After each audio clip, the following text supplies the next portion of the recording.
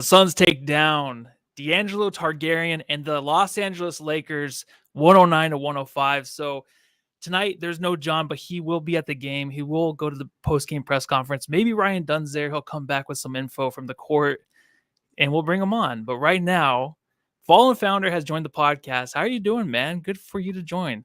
Thank you. I'm very excited. I mean, Kevin Durant, 4 blocks tonight. We'll see if he gets a 5th on John Voida when he asks a question later on. yeah, that might actually happen. But I actually want to ask you really quick. Are you a big Game of Thrones fan? I was, yeah. Yeah. That's why I was surprised by the reference. I was like, wait, D'Angelo, what? Daenerys Targaryen. Yeah, but D'Angelo Russell, his hair, it looks just like Daenerys Targaryen. Or yeah, I'm saying that right? Okay, yeah. Yes. I had to post something on Twitter. Right. Yeah, so I did. If you go to Twitter, you'll see like a little face crop of him on her body. It's kind of sexier than I thought it would be. But I just the resemblance is perfect. D'Angelo, the king of dragons, less The sexy. king, yeah, the king of Los Angeles Lakers fans hate. Yeah. That's what we're gonna see a lot in the subreddit because he gets a lot of it. I don't know if it's well earned, but every time we play him, which is 2 times already this year, it just doesn't look too good. But guys, the Suns did win. They're 3-1 now. This is super exciting because I feel like we were so close to going to like a 1-3 start, 0-4 start, just by the way this team was playing the first 2 games. They came back down by 18 all the way back, kept it close, closed it out with Kevin Durant. Great defense. This was a great game. I know you were saying when you first joined the pod, like you're too old for these kind of games because they are kind of close and these nail biting, but it's just like I have some comfort now in this team to where I was just like, you know what? I feel like they're going to win this. I feel like they have the right guys on the court, the right demeanor, the right coaching. It just seems like they can pull this one away, and they absolutely did. So this is going to be a fun pod. Later on, John will join, like I said, but right now we got Jake on, and we're going to have a lot of fun. So, Jake, do you have anything to pop open Monday night? I do. I have a leftover German beer from the Sun's Planet Goes to Germany podcast. Oh, okay. Which tune in and check it out if you want to learn a little bit about Germany and talk what was a much more nerve-wracking first week of Suns basketball. Yes, it definitely was. And let's get this thing started, dude. There's too much to talk about. All right, let's do this. Thank you.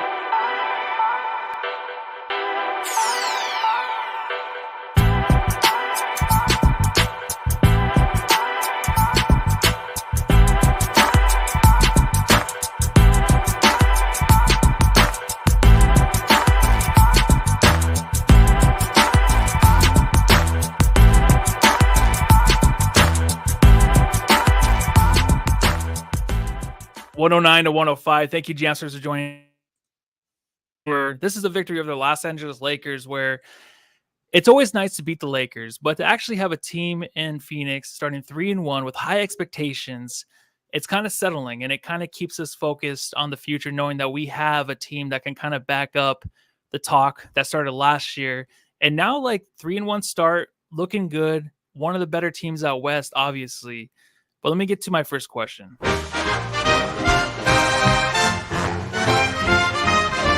Matthew, I've got to ask. Jake, thank you so much for joining again. Just got to say, this is so nice having you here for the first game. I know. Thanks for of the season. You're doing post game with me. I couldn't wait to ask you, and thank you for joining. And I couldn't wait to ask you this question too, because it came to me in probably the second quarter where this team came back down. They were down by 18, closed it to 9, then took a small lead there to start the first half. I got to ask, like, is there a top 3 for you when it comes to trusting players on this team? Like, for me, I feel like Ryan Dunn's at the top of that. We're going to talk about him next, but I just wanted to ask you, is there like a top 3 or one guy on this team where you're just like, when he's on the court, I feel like 4 games in, this team's in good hands, and I just trust everything he's going to do, and he's not going to make the same mistake twice, and he's going to help this team either take the lead, keep it close, and kind of just lead this team by his physical play. Is there anybody like that? Am I just describing Ryan Dunn? I think his name is Ryan Dunn, and I'll be honest, I didn't catch much preseason basketball. So when the college hoopers were all sitting there saying, wow, Suns got the elite defender of the draft, and then I saw a little bit of a summer league, and I go, this guy can't hit the broadside of a barn. He can't put the ball in the basket. This is going to be rough. We got to a bigger, longer Josh Okogie. How wrong I've been. My goodness. Yeah, I saw somebody put it in the chat that Bud just knows what adjustments to make to kind of calm everyone down.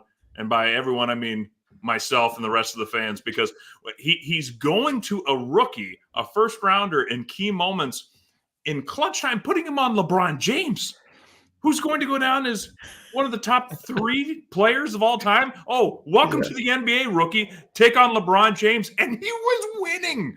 He was winning multiple times. It is so impressive. His shot, not broken. It's not perfect, but it's, let's be honest, Josh Okogie was that hustler. We were always like, put that energy into a DeAndre Ayton or somebody else.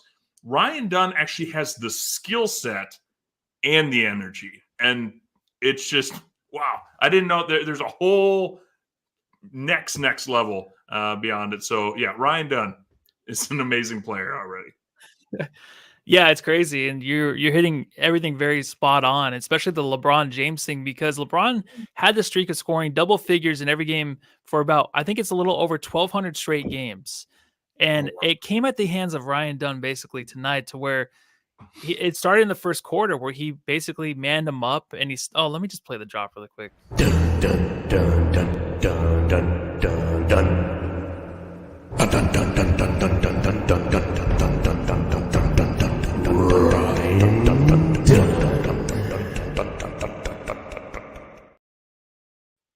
Before Ryan Dunn's stat line, I'm not saying it was all him, but it's a majority of it where we're letting this guy go at Luka the other game, where you can't stop Luka, obviously.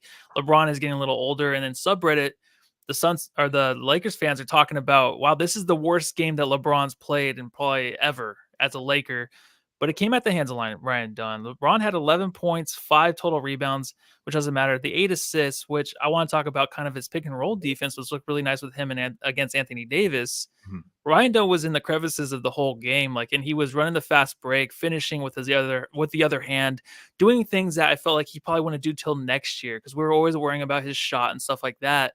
The shot's kind of there, it's fine, but everything else he does is just so explosive.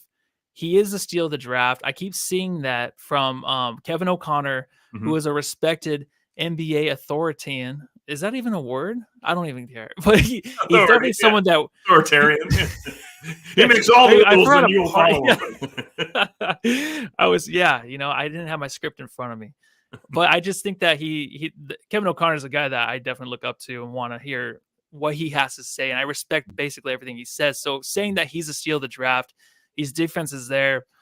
This guy has just been unbelievable so far. So I want to ask you too, man, are the Suns winning these games without him? Because honestly, I don't think they can, because he's like the greatest filler to really push the pace, not push the pace, but like kind of get his defense going to where it leads to turnovers. Those lead to points, fast break points. Like, that's the kind of guy he is. And he's just so confident out there. He's on the top of my list right now of the guys I trust on the court. Mm-hmm. I would certainly say that we could certainly be 2-3 without Ryan Dunn right now. I think the Clippers game was super close, and this game was close. And I mean, when you can keep LeBron James under 10 points for the first time, as you pointed out, in 1,200 games or something like that, an insane amount.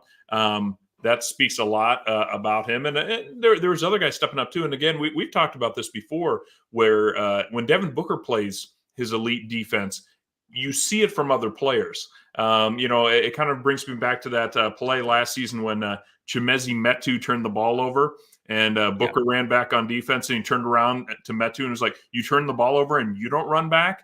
And like, it's just wild to see. I mean, you're not going to see that kind of stuff from Ryan Dunn right now, even though he's a first round rookie, or a first round rookie, but a late first round rookie. Yeah, he's playing like a vet. And I'll be honest, I saw a thing recently where Booker was in the locker room, and Dunn kind of took a little shot at him, and Booker took it all in stride. But and at first I was like, wow, Dunn's got to be a little bit more respectful. He's going to be carrying some bags again real fast. But I think his teammates are just like, the kid's got talent, and he's putting it all in for our team. So I think they'll put up with a little bit of smart alekiness. That's a Yeah, word, right? I think so too. Yeah, no, that's actually a word. So yeah, that one definitely counts. But we definitely will have someone on the pod next time counting whether or not we're saying real words or not. Or in the chat, let us know if these are real words that we are saying. But in the chat, man, we're getting a lot of Dunn praise in here. I think that Dunn was definitely a steal. I saw something right here. Kiko G said, again, Dunn is making me completely forget about Mikal Bridges. He's doing the same thing for me too, because that's one of the things that with the Suns having these expectations, giving away Mikal Bridges, that was a huge thing. Now it's like, okay, we have him kind of back. And I think he's been not more incredible yet, but he's getting us there to where we are actually kind of forgetting it. And Floppy Socks 44, the Dungeon. I like the nickname. Do you like that nickname? I think it's great. we've been dropping it a lot on Suns Planet. The anytime Dunn is going against somebody. In fact, he locked James Harden in the Dungeon. I'm sure it's all over our Twitter. If it's not already, I'm sure it will be by tomorrow. That LeBron James. You're probably hearing screams from LeBron from the Dungeon. Yeah, I mean it's maybe it's a good thing, but how long does he keep him in the dungeon? Just till the game's done? Yeah, I suppose so. Okay, then he lets him out. Exactly. He's a reasonable guy at the end of the day. Yeah, Suave Monkey says LeBron James is done. So there you go. There's the headline for tomorrow for ESPN when they talk about LeBron James is only scoring 11 points, and that's all they're going to talk about after this game. Right. Where the Suns they didn't dominate, but I feel like the whole game was so close. I mean, if you look at the stats, the Suns had it was 105-109. The Suns had 46 rebounds, so the Lakers. Assists 25-21 Lakers. Turnovers 11-10 Lakers. Steals 5-7. Like all the way through, the threes made. The Lakers only had 3 more made. So it was such an even game where I feel like no team really could break away, except for in the first quarter. There was a huge lead by the Lakers. Suns pushed to about 9 points there in the second half to start, but this game never got away. Like, I don't know, evenly matched, but it's a great matchup where Anthony Davis started out so hot and he just kind of falls back down to earth in the second half. I think he fell on the ball pretty hard and he wasn't feeling too good after that. But the way Anthony Davis started, I didn't think this game was going to be that close. But then you kind of forget, it's like, okay, it's Anthony Davis. Like, he has the hardest time really finishing these games off. And he's kind of calling for fouls in the end. The Suns' defense in the paint was really great in the end, really kind of boxing him out, just getting a lot of guys down there to irritate him, and they weren't giving him that many calls. So I kind of felt, didn't you, like how it started? It was going to be like one of those games where it's going to be a blowout, and Anthony Davis is going to be contained. We're going to be talking about Nurk so much on the pod. But the way that Bud just gets his team back in it with the lineups he throws out there and who's handling the ball, especially with Kevin Durant being so dominant, I just feel like this team is so much different from last year in that aspect to where they do get down, they have a chance to come back, and they're going to come back. So I don't think I freak out so much. If it's game 4, during the game, I don't freak out in game 4 because I was freaking out the first 3 games, but in this game, I felt pretty chill. So I don't know if you felt the same way or not. I was hitting the panic button halfway through the first quarter for sure. Okay. But I figured the Suns would start to chase them and make it close. But you're right. Anthony Davis went from playing like a 25-year-old version of himself to like an old man. I mean, he was getting anything he wanted early in that first quarter. And with the talent that the Suns have, they were going to close the gap. But I mean, the gap was gone early in the second quarter. And then it became, a dogfight kind of back and forth a little bit. I think they started getting some more points in the third, but then again, we cut into it again. The fourth took over, and it was just it was a bit of a surprise. It was towards the end of the game, I think, where Anthony Davis again had the ball, and Eddie Johnson was just like, yeah, make him shoot it. And he took a deep 2-point shot, and I'm like, yeah, he's going to miss it. He's tired legs now. And because he had a great game, but I think the reason why the Lakers were undefeated until tonight was because Anthony Davis all of a sudden has kind of accepted he does need to play the 5. And he's so much more athletic than people like Yusuf Nurkic that he can really dominate. But, he just maybe that's his point. He needs to play the 4. He doesn't have the stamina to keep up with it all. Yeah. And we have John Voida joining us live from the Footprint Center. He is on the court about the 50-yard line, no, 40-yard line. It's about right. John, it's about right. Yeah. Can you hear me okay? Yep. Did you already get done with the post-game pressers? Who's in there? What's going on? I didn't go to the post-game pressers. I had to finish writing the Bright Side article, so I didn't pop down. So I don't know what was said. So that's some horrible It's fucking probably all reporting by good me. stuff. I'm pretty sure they're just talking about Ryan Dunn, but being there is Ryan Dunn, because we're playback. They were talking about Bol and stuff, kind of missing him in a way. But I mentioned that Bol was kind of just a guy that gave us energy. Obviously, we don't need that anymore this season. We have a guy like Ryan Dunn that gives us energy and really good play. This has been the Ryan Dunn show. It has been It for like should the be, first but 15 it minutes. should Yeah, be. it should be. Yep. But it should be. So, Yeah. in case you guys didn't watch the game, if you're listening and you didn't watch the game, this team was flat coming out. They weren't getting out on in transition. The Lakers, and they were missing their shots. It was an off shooting night, and conversely, Anthony Davis was doing what he wanted. So this team went down 22 quick. It was like 26-8, or I'm sorry, they went down 18. It was 26-8. And then Ryan Dunn entered the game, and the defensive intensity picked up, and that's contagious. Next thing you know, Bradley Beal's double hand stuffing Rui Hachimura. The team's getting out. They're playing with fire. Kevin Durant's liking what he's seen. You can see him on the sidelines getting excited. And, yeah, this should be the Ryan Dunn show because what he brought tonight was a level of energy that filled the footprint center, and his teammates fed upon it.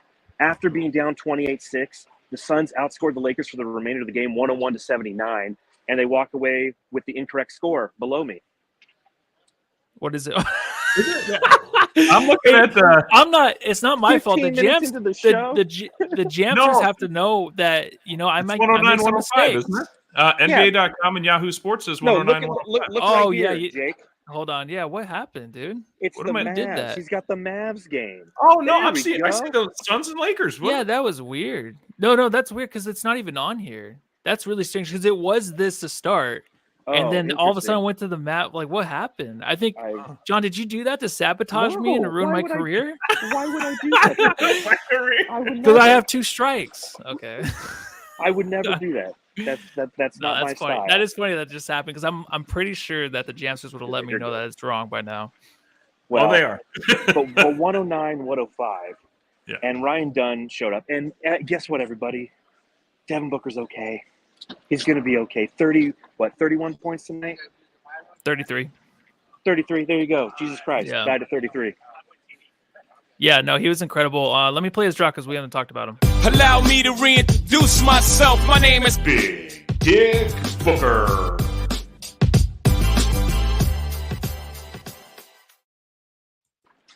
What'd you think, guys? Devin Booker tonight. I was Looked never a lot worried better about tonight, it. didn't he? Yeah, he did. But just really quick, and I'll let you guys talk about him. I don't know, like, how I feel about him. He looked good, but like, what is it? I don't know what he is anymore. I guess he's just a team player now. I don't know what it is. I can't describe his Total play or what's package, going man. on. He's the total package. It's the first couple games I was nervous with so much ISO ball from Kevin Durant that I kind of wasn't paying attention that Booker was trying to do everything else. And that was something that Eddie Johnson talked about on the Suns cast was that Booker wanted to carry over some of that Olympic play of just, hey, I can still score anytime I want, but watch me go do everything else as well. And as John pointed out, and as we talked about early on, that defense, Ryan Dunn is contagious. I mean, Royce O'Neal plays harder. All the guys Dude, Royce was amazing. dog, all of a sudden starts getting those boards like a big man. So it becomes fun. It's contagious.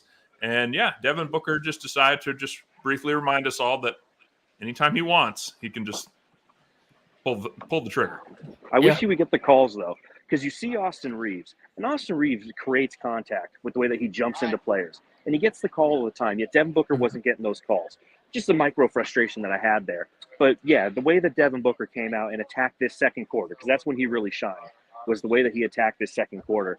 And he said, you know what, it's my turn. I need to step up. I need to take these shots. And he took them. What was he, 3 of 9 from beyond the arc, if I remember correctly? 3. Yep. I usually say yes, and then I say, nope, he's 3 of 8.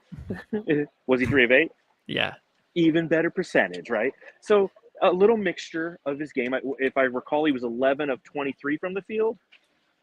Yeah, he was. He was 11 for 23. Right. Yep. All right. So not 50% of his shots from beyond the arc, but finding his place in this offense. And I think that's what is going to continue to happen over these next few games. Is going to continue to find its way into this offense. But I'm going to go ahead and get out of here. You guys got the show, okay? All righty. John, have a good night. Drive home safe. Go Dodgers. stressing me out, Matthew. Hey, I hate John so much. He's not even. I was waiting until he left. All right. Well, he's now gone, and I'm muting him. He can probably still hear me. But yeah, Yankees lost again. And honestly, I didn't watch it because I knew they were gonna lose. Because I knew that they can't pitch. They can't. I don't even want to get into it. So I didn't watch the Yankees game. Anyways, I'm a Yankees fan, but it's over. Anyways, let's get back to the game. So Suns look terrific, and he did bring up a name, dude. Royce O'Neal he's been something else. So I just want to kind of clarify my comments, and I don't know if I can clarify them, but Devin Booker, the way he's just been playing, like the stats are there, but it was sneaky to me. I just don't know. Like he blends in. I feel like everyone is blending in as like one unit, right? I think there's like one guy that sticks out. It's KD because his game is just so unreal and just so different from anything else we've seen. But everyone else is just dipping and diving, getting open, just moving the ball, just when it matters and playing really good team ball to where those other two guys in Beal and Book, to me, I know the stats are there. They just don't stick out as much as they used to, which is a good thing. I think it's great, but I just don't know how to really define them. So I don't know if you have any comments on that. Otherwise, we can talk about Royce O'Neal. No, I just think, a little bit, because that's a really good point. I'm looking at the stats, and I was like, oh, yeah, I knew Booker was having a good game, and I thought Beal had a better game. Maybe there was just I missed a little bit of the third and the very beginning of the first. Maybe he was struggling. I know he went 1 for 7 from 3, but so that was a little rough. But he's, otherwise 5 for 7 from inside the arc, not bad. And I feel like that they're both kind of playing like you could almost say that Beal had a bad game, and I would kind of disagree. I feel like Beal felt like he was very much part of the system. Booker too. I think what's happening a little bit is the defense is standing out in some phases over the last few games, and or at least over the 3 wins. And then Durant gets more of a spotlight because the ball's been kind of stopping in his hands sometimes. And when he goes into iso ball, and everyone else, you're seeing, sometimes you see the movement, sometimes you don't. But with Beal and Booker, I feel like there's always movement when they're scoring. So they're either getting it off of it, a great pass and finishing, or something else. Whereas Durant is, I will take this whole play over. And so you can you basically see him much more on the shot clock than these other guys. So I feel like you're right. No, Booker and Beal are kind of like, they're in the flow of it. Maybe not perfect every night, but I think we'll start to see them do even more of that. And I kind of almost want to see Durant become more of a part of that unit as opposed to kind of an isolation specialist.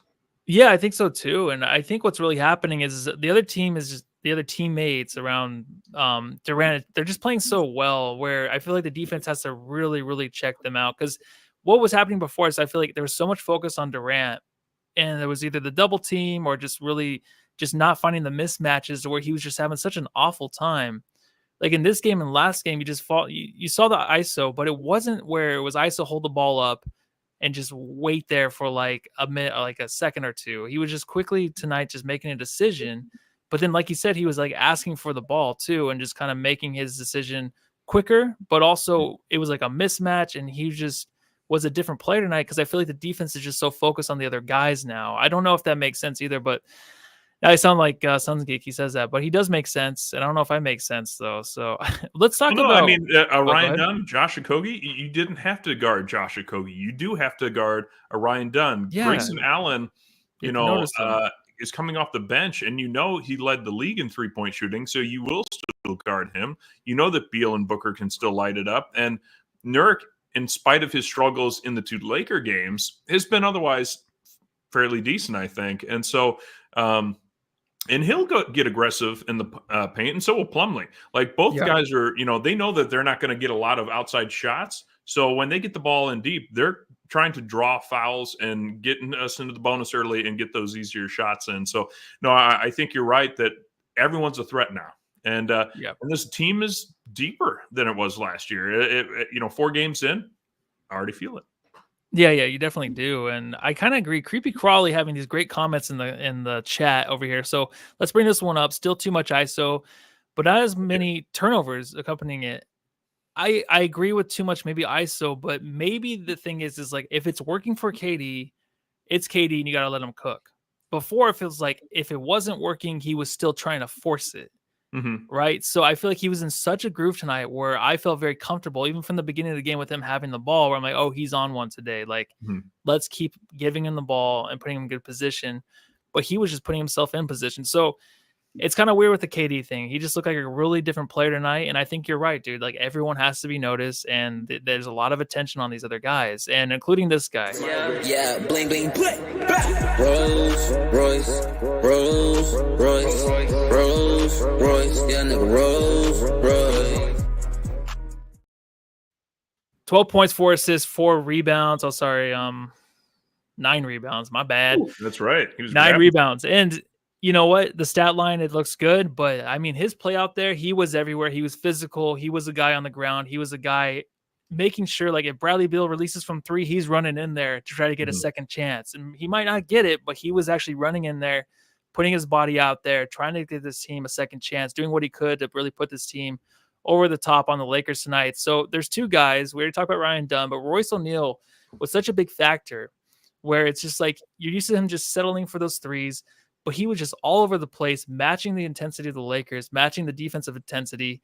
He was a big guy down low when we needed it for team rebounding. So he did so much tonight to where if he's not in this game, I don't think we win. I mean, just as much as Ryan Dunn, we just need those guys to step up in that way.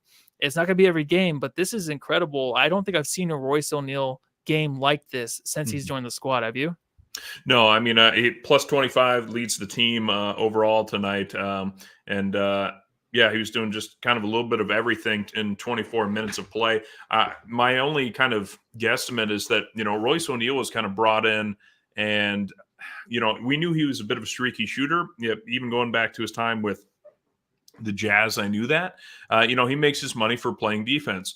But now the Suns have Ryan Dunn. We'll call this one the Ryan Dunn show. But it makes Royce O'Neal even better, I think, because in a 5-game line or a 5-man lineup, I mean, you can have one ball stopper, but that guy can only do so much because the screen's going to come and take him off. And now when you come and screen Royce O'Neal, Ryan Dunn pops out on you. And now you still have problems. And you have a Booker who knows how to guard, and you have, Kevin Durant, who's a very capable defender. So all of a sudden it's not okay, we'll throw one good defender out there to hound somebody. I think the team defense is elevated because you don't have to rely on just one guy to kind of rough people up. And I'll tell you what, the play, perhaps like the moment of the game for me that stood out the most was Ryan Dunn on LeBron. And they came to set a screen to try and get Ryan Dunn off LeBron. And I think Royce O'Neal took over from there. And it's just like, wow, the first-round rookie has frustrated LeBron so much that they're trying to screen him off so that LeBron can take on somebody else. I mean, that's a testament. But Royce was no slouch. I mean, he was able to hold his own. Yeah, he was. Very well tonight. Let's continue the Ryan Dunn show because I feel like I kind of forgot about how the pick and roll – in the fourth quarter, last 5 minutes, there's a few plays where Dunn was able to kind of squeeze himself in between LeBron and AD because that was a pick and roll and it was unstoppable. But his length and his athleticism makes it difficult for LeBron to be like, hey, am I going to make this pass? Am I going to turn it over? Like, he has to think about it. And that's exactly what Dunn was doing. He's making everyone double think, and then everything was just kind of out of control at times because they were just not used to having that hesitation because they were doing so well in the first. This is a Lakers team that came in 3-0, and they're blowing everybody's mind. They're just playing different ball every game, really just every player stepping up. And they kind of hit a guy in Ryan Dunn where it's just like, oh, I didn't see that before. I felt like tonight. But let me play KD's drop and talk about him a little bit more. We did talk about KD, but I just feel like if I don't do this, then I'll get a lot of hate in the chat after about like, hey, you talked about KD, but you didn't play his drop. You guys always hate KD. Yeah, 30 points. No one will understand me. It's like being in a frustrated relationship where it's like, do you get what I'm saying? No. All right, fine. Then go ahead. Who the heck are you? I'm Kevin Durant. You know who I am. Y'all know who I am. Did anybody see a sniper? Did anybody see anything? I'm one of the best players to ever play the game. KD did score 30. 30. Your words of affirmation. Show more love to Kevin. I do a daily affirmation just for Kevin Durant. It's not about me. It's about him. And I just hope he hears it one day. Doesn't it seem like KD had more than 30 points? I feel like he had 30 points in the first quarter and he only had 12. but he was scoring and keeping the Suns at least a little bit close. It was impressive to me when they were down by 18, they got it down to 9 because of KD, and he was down there rebounding, playing as a big when it mattered. I love small ball 5. I've always thought it would be nice, him with Plumlee down there though too. Like, I feel like that's good enough. I don't know if we'll have time. Well, we have time. KD, easy stuff tonight.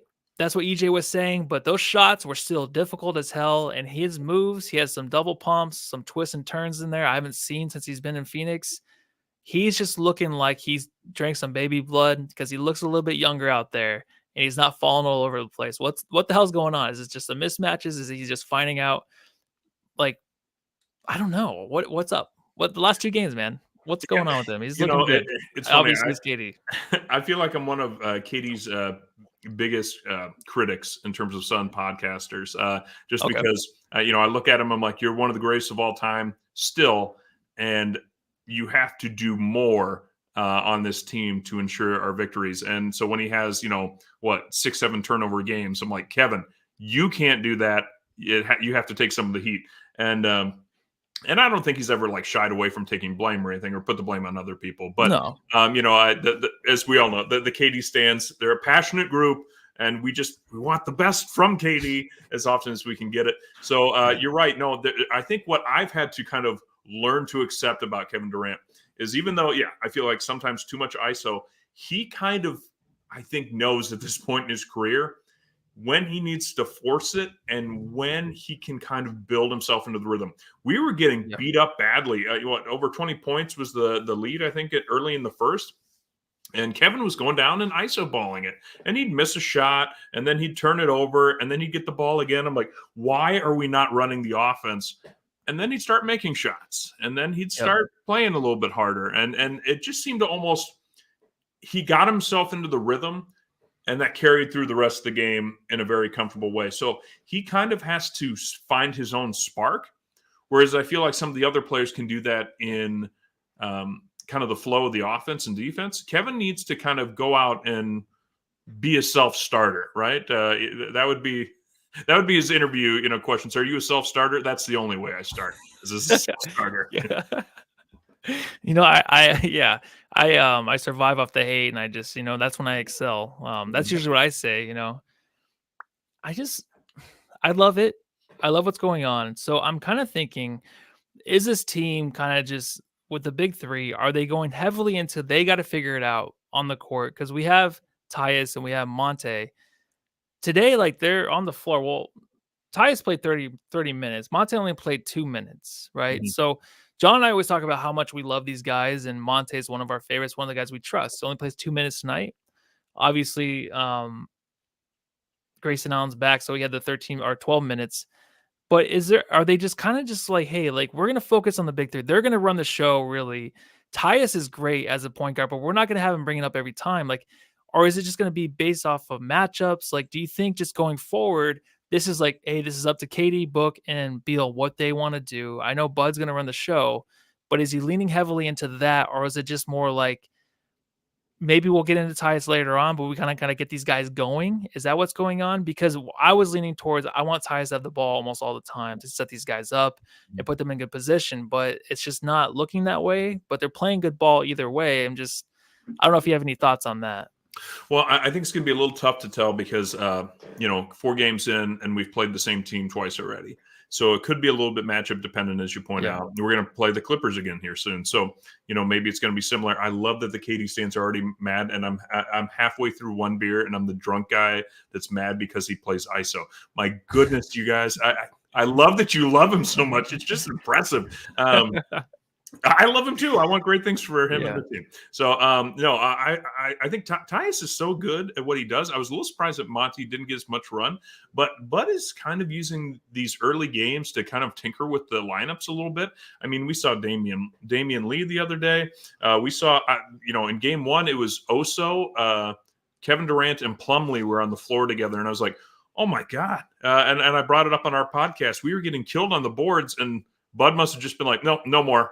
I'm sending out a huge lineup. We will grab every rebound moving forward. So love it. I will say this: 4 games in, Bud has he's speaking to me in a way that I was that Vogel wasn't in terms of his adjustments in game, where I'd be like, well, Vogel's won a championship. You got to trust the process. Yeah. And Bud's a little bit more like, no, it's time for Ryan Dunn. No, it's time for Royce O'Neal to come in. So Love it.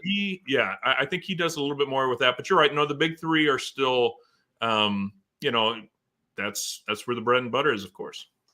Yeah, no, it is. And it makes sense. I mean, that's why we call them the big three. I think just because of last year and how bad it was and how bad it tasted and how bad it looked, like I just didn't want to see it again. I really want to lean heavy into Tyus, but we'll see how these games go. And it was matchup based and they got the job done. But I don't want to bring the show down too much, but we got to talk about Nurk a little bit. Nurk. Delicious definition make them boys go crazy. Oh.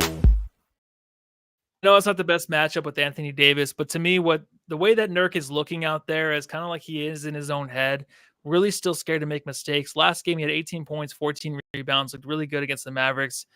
Maxi Kleber had no chance. Luka had no chance against him. The guys, whoever was defending him, really, he had those quick moves. It was easy for him to get those little hook shots off. But tonight, man, it's just like you can feel that energy, the bad energy he has out there, where he is the guy that is the one that has to be replaced in a way. Like he kind of hears that, he sees it. I mean, as many people as he blocks, it's fine, but it's there, and I don't want it to be there. I mean, he's a good center, but when he's making mistakes and stuff, and he's kind of just bringing the team down by, I just feel like the energy. Means he had 2 of them that were called offensive fouls. Like he's just not there yet. He had the great game, but it's just like I can feel that bad energy coming off of him, and just the body language. It's not good with him right now. The team is winning, and that's all that matters. But it just doesn't seem right for him right now. And I'm sure everyone knows it, and it's very obvious. But what do you think he has to do to really kind of get out of this slump and keep it a little bit more consistent? Like you can't have 3 bad games, the 1 good game, and then another bad game. Like how does he stay consistent? I know the matches, it doesn't matter. I'm just saying, like, there's something else in him right now that's just, I'm going to make a mistake. I can't make a mistake. There's too much thinking. There's just too much going on. I don't know what's going on, dude. He's turned the ball over quite a bit. A quick snapshot through the first 4 games, right? Turnover wise, in the first game and going forward, 4 turnovers, 5, 3 tonight. The most minutes he's played is 30 against the Mavericks, where he had 5 turnovers. Now that you take away those turnovers, it was an amazing game, 18 points, 14 rebounds. He did great work against the Mavericks. The first game, definitely a little bit more of a dud, not terrible, but not great. 11 points, 9 rebounds. But really, to me, it's matchups. He was never good against Anthony Davis before. I think you and John talked about that last year, about how Nurkic just struggled in the past. I don't know if losing weight has actually hurt him a little bit in the AD matchup. But the first game against the Lakers, he went 1 of 5, 0 for 3 from 3. 7 rebounds, 4 points. They pulled him after about 18 and a half minutes. Tonight, 1 of 6. Pulled him after about 15 minutes. He got 2 points, 4 rebounds. It's a little bit tough right now. But and Jam actually makes a point. And so I want to show Jam that I'm still very sober. And I'll point out that in each game so far, he has shot 3-point shots. In fact, 2 of them each game at least. The first game, the only time he's made one, he was 1 of 4 against the Clippers. Then in the first Lakers matchup, 0 for 3 against the Mavs, 0 for 2 tonight, 0 for 2. So maybe that's a little bit what it was. Maybe Bud's been trying to push Nurk to stretch himself out a little bit more, and so they can clear out the paint. And you want people like Booker and Beal and Durant to be able to attack. But Nurkic, shooting was at 1 for 7, 9, 1 for 11 to start the season. I think there's a little bit of the nervousness and that you're seeing from him on offense. So he feels so much more comfortable when he's down low and he's grabbing rebounds and he's trying to do that little hook shot. But and I know Suns Twitter hurts so much when he has a bad game because we want to be ready for that scapegoat. But Nurkic's never going to be an all-star at this point in his career. So all he has to do is be good. We have 3 elite players. They need to be amazing. Nurk needs to be capable. He's done that in one of the 4 games this year. I think outside of AD games, he can do it more often. Yeah, and that's the thing with Plumlee is, he's not putting up crazy stats. He had the 10 rebounds tonight, but Plumlee is just good. He's fine. Like, that's what we need. Is just make sure to forget Drew Eubanks. Yeah, exactly. But he just stays out of the way. He lets everyone do their thing because there's so much talent out there, right? It's not going to be like, all right, well, let's see what Nurk can do, or let's see what Plumlee can do in the first quarter and see if he can get going. It's just like Plumlee's just there to be a big body and try to force the issue. That's it. And I feel like, yeah, Nurk lost some weight and stuff, but we got to really just make sure that if it is going bad, like you said, Bud's going to pull this guy and he's going to put him Plumlee, right, for the matchups and stuff like that. But he's not going to just kind of wait it out. He's making quick decisions to get these wins early on in the season. So good for Bud, good for this team. Not good for the Lakers, though. They are 3-1 still, but there's a lot of hate going in subreddit. So I have a new character. Let's see how this goes. Are you ready for this? Let's do it. All right. The Suns Jam Session subreddit stakeout.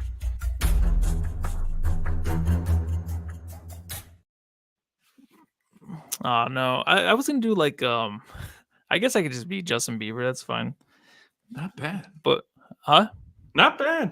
Not bad, dude. I look like my nephew actually. Yeah. Yeah. I was gonna do Here, let me Paul join you McCartney, so you're not but it's alone. not a Beatles haircut. What's up? You gonna do? Okay, let's wait for him. All right, Jake will be back with a disguise, so I don't do it alone, or maybe not. We'll give him 5, 4, 3, 2. Oh my God! Is that Cool? Like, what are you hearing in the subreddit? Wait, Anything smart? Who is that? Hillbilly Brainiac. I don't know. Oh, okay. I'm still kind of putting like together my Halloween costume, and I'm still trying to put together. Oh, got it. Yeah, this is part of mine because I'm Gambit, so I got his hair. So this is gonna be his hair. So yeah, I'm pretty excited. You do the line from the new movie? Oh yeah, I've ready. I've been waiting for this for a long time. I've been waiting. I'm gonna make a name for myself. I've been waiting for this moment for a long time. There you go. I can't embarrass myself anymore. I think I'll look good, but I did get the suit, the bodysuit, and it came in. It was way too tight, and my nipples are showing, and it doesn't even go over my shoulders. So I got like the shirt for it. I don't know. I'll send you a picture, guys. We'll be live, I think, a little bit after Halloween, so I'll be in it. So Subreddit says, I would like to publicly apologize to Darvin Ham. I didn't underestimate how ass he was. That was pretty brutal. LeBron's going to get out of the habit of holding on to the ball too long. Darvin isn't the coach anymore, and this offense needs to flow. So I just put that one down because it is like, they have LeBron, we have KD, and we hate on KD a few times here or there. And there they are with LeBron. It was happening off and on, but obviously he had the 11 points, one of the worst games of his career. Came at the hands of Ryan Dunn, which is pretty awesome. Please win just to shut these Suns announcers up. What assholes. Yeah, that's brutal because I don't think they're that bad. They weren't saying anything bad. They were getting a lot of hate, and they always do from these Lakers fans. All right, so Nuggets are losing to the Raptors. Life is good. Life is good. I hate the Nuggets so much. I'm done with them. I hope they explode. I don't care about them anymore. Okay, this may be the worst game LeBron's ever played in a good minute. Totally true. And then LeBron, you have to play all 82 games. In fact, you shouldn't play all 82. So the thing is, I think LeBron does want to play every game. But now the Lakers fans are getting on the side of like, hey, you should probably sit out a few games, kind of rest up. Don't burn all the energy in the regular season. So that's all I had. I thought this would look more like Paul McCartney, but maybe I can get a different wig for the next one. So thanks, everybody. The Suns Jam Session subreddit stakeout.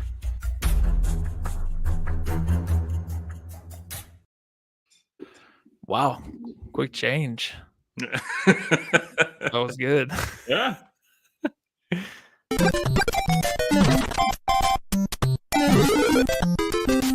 Jam star of the game.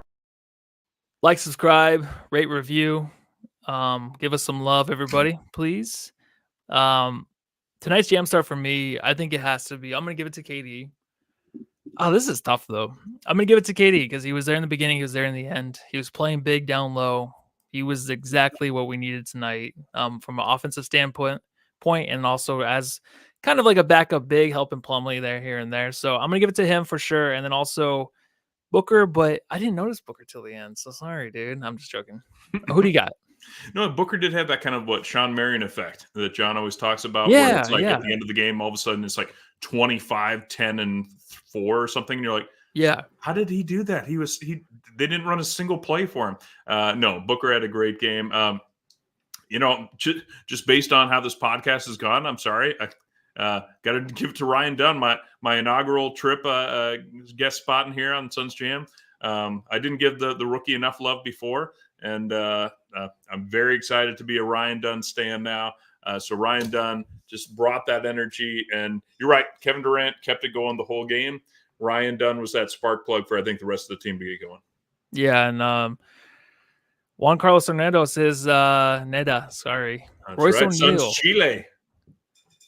Jaden Sehu. Oh my gosh, hold on. I'm so sorry with these names. Like always, done. That David Ray, KD, and Booker are both my picks for Jam Star. I can't pick one, not the other. Jam gives it to KD. Creepy Crawley, Ryan Dundee gets it. Love the name. Very good job. Very good comments tonight. I love it. Bob, why is Booker getting limited minutes in the last 3 games? I didn't notice, but there's a lot of love to go around. So why play them too much, though? You know what I mean? There's so much talent on that bench. Very early in the season, yeah. Yeah, let's not run on those 40-minute games like Vogel was doing. Yeah, exactly. You don't want to do that too early on. Like they're complaining about LeBron James right now, playing 40 minutes a game almost. Mm-hmm. Jams for the game, Coach Bud for benching Nurk. That's not nice. Bob Crocodile Dunn, defense is the man. Bobby got in there twice. Jaden Sue. All right. I like doubt myself so much when I'm like trying to pronounce those names, and I just got to get better. I got to go to therapy and all that stuff. So once I get through a few weeks of therapy, I should be a lot better. Hey, it's all about confidence. You could always be worse. You could always play the wrong German national anthem on your own podcast. Did that happen?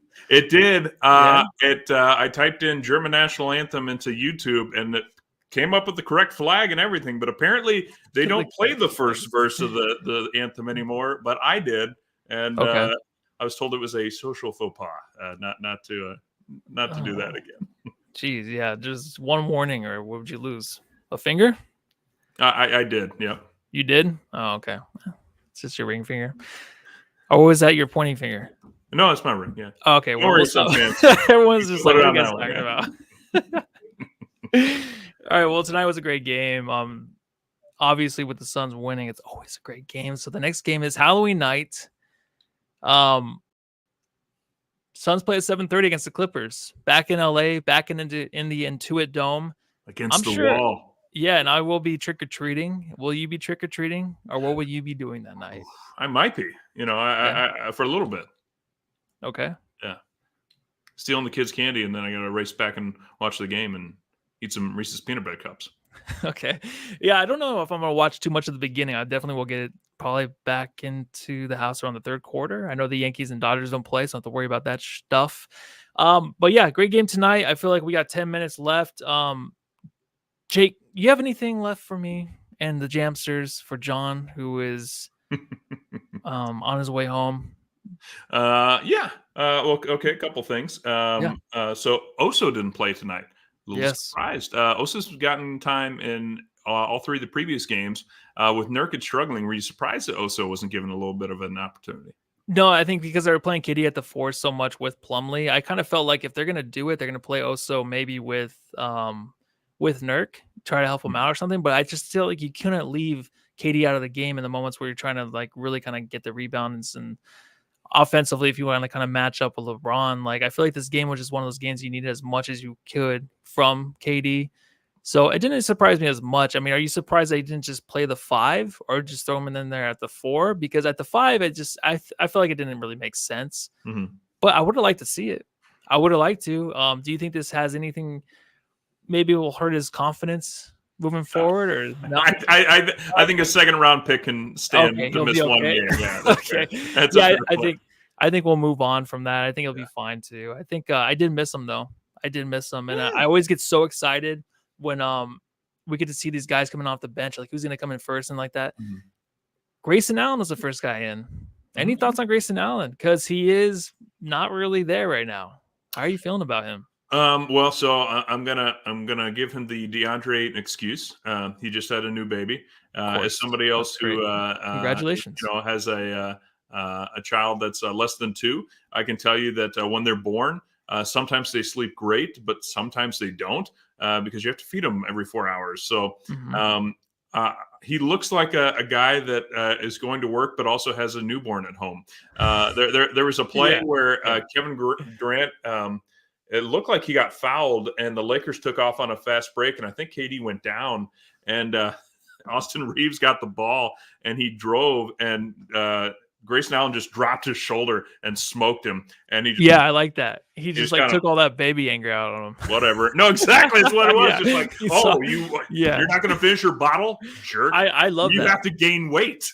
Yeah, I got to use these once in a while, man. That's right. That's why he worked out, right? Yeah, exactly. He has to use try them. and drive past me, punk. Yeah. Yeah, I'm not too worried about him either. It is funny because I'm so excited about this dude going into the season, but also like having a kid, just knowing that this team is still, they're trying to find themselves, but also they're in sync. They're 3-1. It's nothing to really worry about because he'll come back when he comes back, like fully mentally, and he'll be on fire every game. He'll get us 3 or 4 threes a game. Like, I'm not too worried about that at all. There's not too much to worry about this team right now. Like we talked about, the center position is a little weird. I will be writing a piece for Brightside just to kind of talk about it. But it's such a weird thing to talk about because the Suns look good, and you just can't write an article about Ryan Dunn every fucking 4 hours, right? And put it out. Otherwise, you could, and I'm sure they would get reads. But why would you want to read about the centers when Ryan Dunn's just so special and Royce O'Neal is just so incredible right now? Well, I think what's great. So 3-1, and that old Lakers game, we redeemed ourselves. We got our vengeance back. We beat the undefeated Lakers in doing so, and we beat the Lakers. I think the Clippers might. I mean, they're not going to be as good as they've been probably in the past, but they were a very stingy defense. The Mavs, of course, went to the finals. So this is a strong team. Like, I mean, I was worried that it was going to be, the vibes would certainly have been different if we dropped both games to the Lakers, not just because it's the Lakers, but the fact that we were able to come back from being down significantly early and get the win, quality. This team doesn't give up. They got a lot of hustle, a lot of spark. So no, the vibes, I can more easily accept foolish games that'll be coming up in the future where it's like, oh my God, why did we play so terrible against them? Because I see that this team is much deeper than last year. So that feels a lot better. Yeah, it's incredible to have that. And that was the one thing last year we just were like, hey, we have some names. Let's see if they pan out. But obviously we knew that we do have names and they are panning out and they're backing up the guys that aren't really filling in right now and doing their jobs. But it's fine because right now we have the big three that are kind of clicking now. We have the point guards. Even though Monty didn't play today, we still have them to really count on. Ryan Dunn and the rookies. It's incredible. A coach that knows how to pull and when to call a timeout, when to make adjustments, when to make sure that things don't get out of control and the game's just completely over in the second quarter, because that's the way it was last year. So it's only 4 games in. The Suns are 3-1, but I'm very, very excited about what we're seeing right now. And we can only build off of this and see how they compare to other teams out west. It's going to be exciting when they play like the Thunder, when they play the Wolves, when they play anybody that really, can really make this team have some mismatch problems and just see how they kind of, come back against it. Because my favorite thing today was like, yes, we're down by 18. Let's see how this team responds. I was excited about that. I'm like, I want to see how they respond because I'm like, if they don't, then it's the same shit. But if they do, then it means something. And they did respond and they held in the game the whole time. So that just means so much more than just being like, oh, we blew them out of water. It's like, let's see how they respond in these situations. So I'm excited to see how they match up against the Clippers again. Next game, Thursday. We will be live right after. I'm not sure how long, what time, or what, because it is Halloween, going to get a little funky. But Jake, where can they find you, your podcast, and all the good stuff that you're bringing for the Suns community? Absolutely. Well, you can find me at Fallen Founder. You can find most of our content, my content, over at the Suns Planet podcast. As I mentioned, we visited Germany most recently on this last weekend to speak with Suns fan Jonathan Alexander and sports journalist over there in Germany. And check out the social faux pas, as I mentioned, that I made. I'll certainly fall on that grenade and own it. So we've got some other great episodes coming up. And so check out Suns Planet podcast if you have not already. Oh, all right. I didn't ask you. What's your favorite Halloween candy to get? Oh, it has to be just the Snickers, I think, or Reese's. Yeah, definitely. Yeah. What about you? I think Reese's. Actually, you know what's funny? I was going to say Snickers and Reese's. But that's great. I don't know, the people that always say like Starburst, I feel like are, there's a contingent out there. They're like KD fans, KD stands. They're like, got to get the Starburst. And I don't know. Yeah. Three Musketeers. Oh, wow. Yeah, now I want to ask the Jamsters. Three Musketeers. Yeah, that's a good one. I think anything chocolate, honestly. I will probably pig out. But what stinks is my nephew and niece, they don't even like to trick or treat. They get tired and want to go home. So it's like we don't have much candy to choose from. So you have to drag them? No. Yeah. It's like, all right, well, I'm gonna go by myself. These streets look amazing. Look at all the decorations and the people walking around, and it's just fucking great out there. So they don't want to bring like a deck of cards to throw too. No, it's funny. My girlfriend's actually gonna be. She's making a card dress, so she's gonna be the card. It's cards, and I'm gonna be Gambit. So that's gonna be pretty cool. This is right up there with like John being a taco and Taco Bell. Taco Bell, yeah. It's right up there. So it'll be great. But thank you, Jamsters, everybody out there. Thanks for watching, and we will catch you Thursday. Everyone, go home, love your family.